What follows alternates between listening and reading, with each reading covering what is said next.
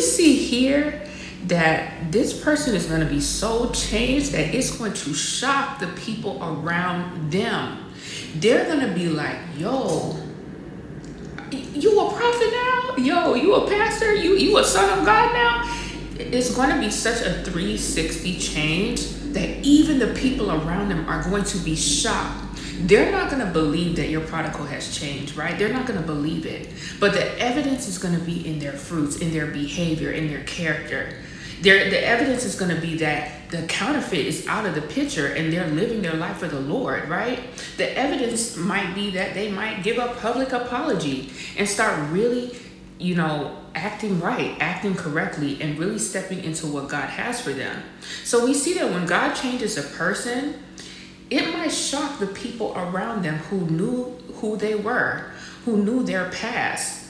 And those evil people who sit there and judge them and don't welcome them and say, you know what, brother, I know you went through this, but I'm so glad where God is taking you.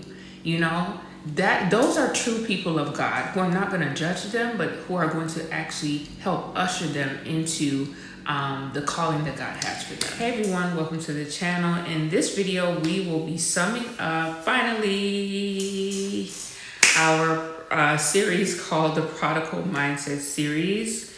For those of you who have not watched the other parts of the series, I will leave a link here so you can go check out the other videos. Just to catch you up real quick, a quick summary. We were talking about the story of King Saul when he was anointed and chosen by God as king, really as a punishment to punish Israel for their waywardness and for constantly rejecting the Lord. And so we see that even in your life, for most of you who are waiting on marriage, or God has promised you a specific person to be with, and that person has rejected you, and it just seems like all hope is gone. You don't know what is going on. They are a prodigal, and they follow after the same mindset of disobedience as King Saul. So without further ado, let's get into how God is going to restore the prodigal and how he gives them a new heart so they can choose you. So we're actually going to be reading from 1 Samuel chapter 10. And so I wanted to read from 1 Samuel chapter 9, but it's a little lengthy, and I thought this would be more appropriate, especially since we're towards the end of our series. And so it's basically talking about how Saul becomes anointed, and we're going to get into a little bit of how God deals with him as he becomes the anointed king. It says, Then Samuel took a vial of oil and poured it upon his head and kissed him and said, Is it not because the Lord hath anointed thee to be captain over his inheritance?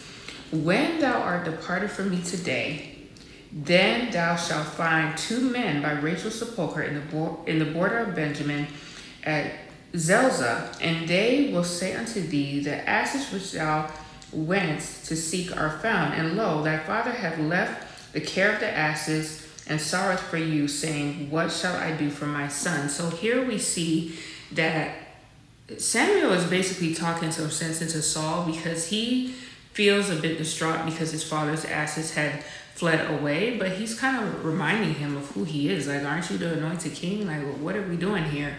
Right? So we see the same thing God is going to do for your prodigal husband. He is going to talk some sense into him. And this is going to come after all is lost, after he has reached the bottom, has come to his end. Essentially, God is going to now start talking some sense into your prodigal to lift them up, to remind them of who they are, to now reveal to them their purpose. Right? And so they can lift themselves up, and they can no longer, Saul can feel bad. And I mean, they're going to feel that way either way, because they rejected you and they rejected the Lord. But he's going to remind them of their purpose. Okay, so to continue, it says, Then shalt thou go on forward from thence, and thou shalt come to the plain of Tabor, and there shall meet thee 3 men going up to God to Bethel, one carrying 3 kids, which are goats, and another carrying 3 loaves of bread, and another carrying a bottle of wine. And they will salute thee and give thee 2 loaves of bread, which thou shalt receive of their hands. After that thou shalt come to the hill of God, where is the garrison of the Philistines? And it shall come to pass, when thou art come thither to the city, that thou shalt meet a company of prophets coming down from the high place with a psaltery and a tabret and a pipe and a harp before them, and they shall prophesy.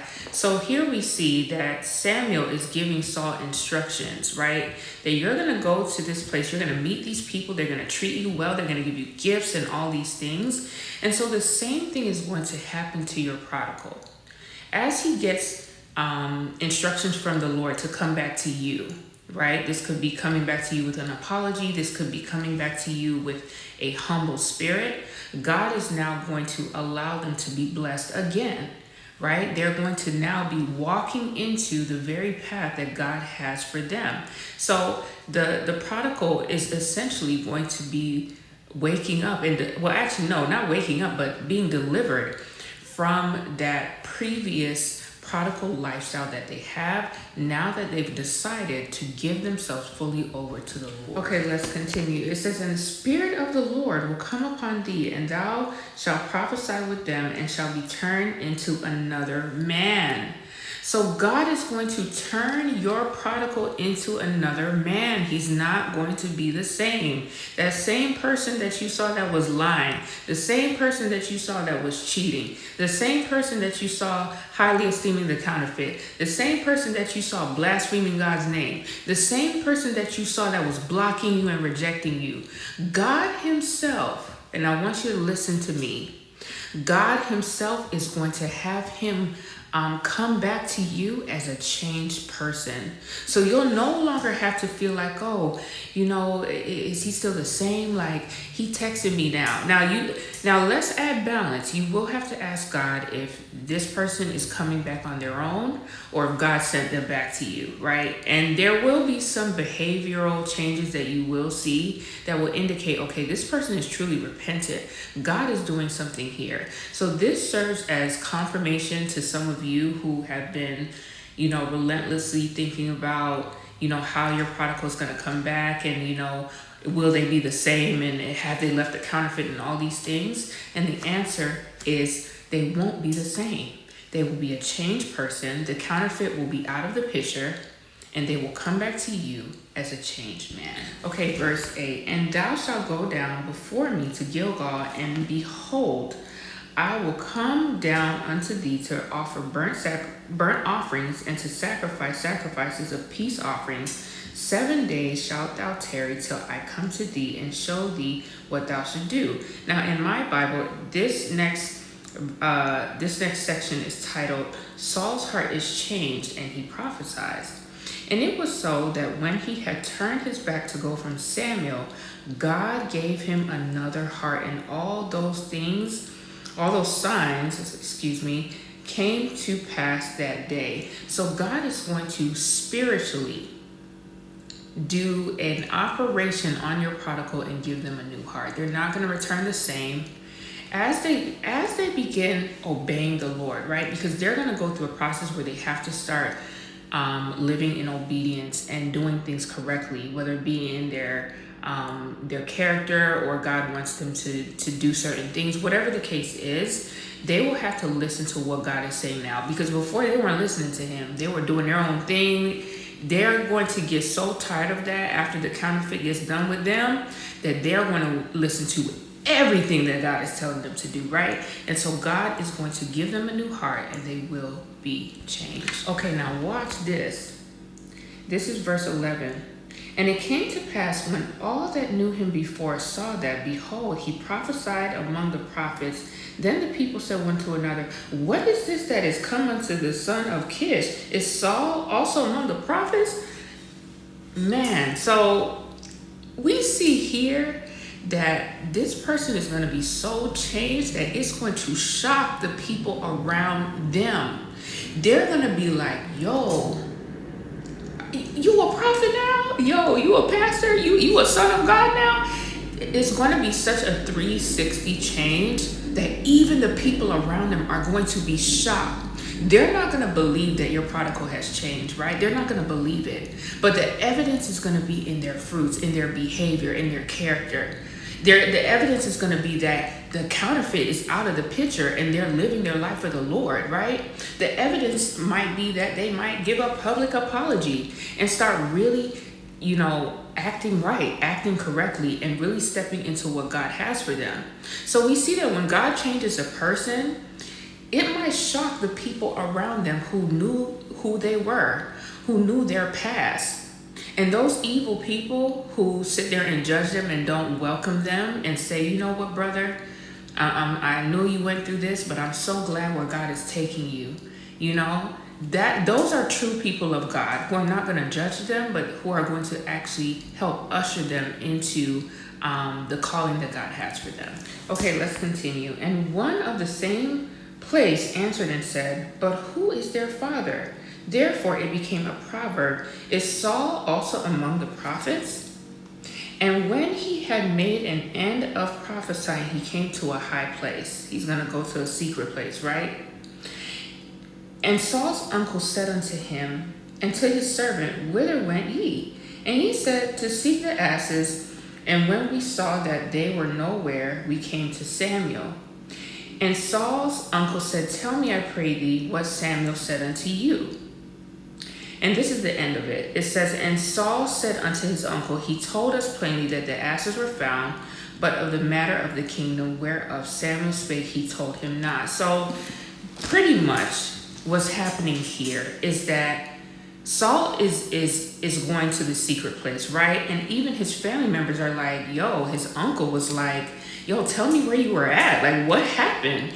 And so the same thing is going to happen to your prodigal husband. He's going to have a testimony of what God has brought him through with this situation with the counterfeit, with this situation with whatever sin they were involved in. They are going to have a testimony to tell to other people of what they went through. And so now is your opportunity to support your prodigal husband when they come back. Now, of course, it hurts, it sucks, it feels like, why did this happen to me? But this is a bigger testimony for the both of you, that God is trying to orchestrate that, yes, even though this person was disobedient, even though they were hurtful, mean, all these things, they hurt you, they cheated on you, they betrayed you, they rejected you, God is going to ultimately use their testimony along with yours as the biggest part of their comeback. And the last thing I wanted to note, which is very interesting to me, is that the only thing that was really revealed to Saul was the matters of the kingdom, right? The matters of the asses being lost and for those of you who don't know where asses are in the Bible, they are donkeys, okay? I'm not cursing. I have to put that out there because I know it's going to be one person who's going to say, oh, you're not a Christian because you said that word is in the Bible. Donkey. So Saul, we see, that's what led him on this journey in the first place, is seeking after something of his that belonged to his father's, right? And so as he's going down this journey, he makes mistakes. He just winds up in a place that he doesn't need to be, but he's still anointed of the Lord. And so I thought that was very interesting that was highlighted. And so that is exactly what's going to happen to your prodigal.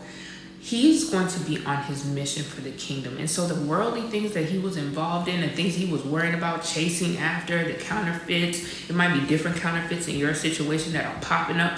All those things are not going to matter anymore, because once God changed your prodigal's heart, he's going to be about purpose. He's going to be about his assignment. He's going to be about you. And so you will no longer have to worry about certain things happening. Now, you will have to do work with them because a lot of damage has been done. A lot of apologies probably have to happen between the both of you.